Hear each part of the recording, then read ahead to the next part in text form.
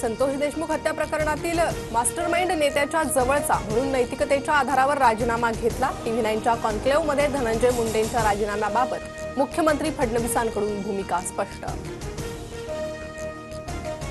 देशमुख हत्या प्रकरणात धनंजय मुंडेंविरोधात कुठलाही पुरावा आल्यास कारवाई करा असं तपास यंत्रणांना सांगितलं होतं, पण CIDला तसा कुठलाही पुरावा सापडला नाही। मुख्यमंत्री देवेंद्र फडणवीसांची माहिती।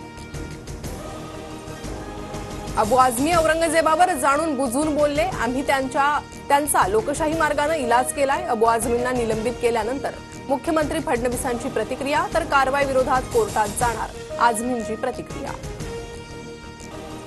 महाविकास आघाडीच्या सर्व आमदारांची आज बैठक। शरद पवार, ठाकरे, वडेट्टीवारांच्या उपस्थितीत बैठक होणार।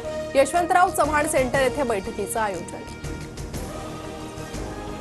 यंदाच्या अर्थसंकल्पात महिलांना 2100 रुपये देणार असं सांगितलं नाही। जाहीरनामा 5 वर्षांसाठी असतो। लाडकी बहीण योजनेबाबत आदिती तटकरे यांची माहिती। महायुती सरकारचा मोठा निर्णय, प्रतिज्ञापत्रासाठी 500 रुपयांचं मुद्रांक शुल्क माफ। महसूल मंत्री चंद्रशेखर बावनकुळेंची घोषणा, विद्यार्थ्यांना दिलासा। मुंबई शहर आणि उपनगरात कोणत्याही कारणास्तव रस्ते खोदकामास मनाई। मनपा आयुक्त भूषण गगराणींचे निर्देश। लोकसभा विरोधी पक्षनेते राहुल गांधी आज मुंबई दौऱ्यावर। धारावीत काम करणाऱ्या लेदर कामगारांसोबत संवाद साधणार। धारावी पुनर्विकास प्रकल्पाला विरोध होत असताना दौऱ्याला महत्त्व। चॅम्पियन्स ट्रॉफीच्या फायनलमध्ये भारतासमोर न्यूझीलंडचं आव्हान।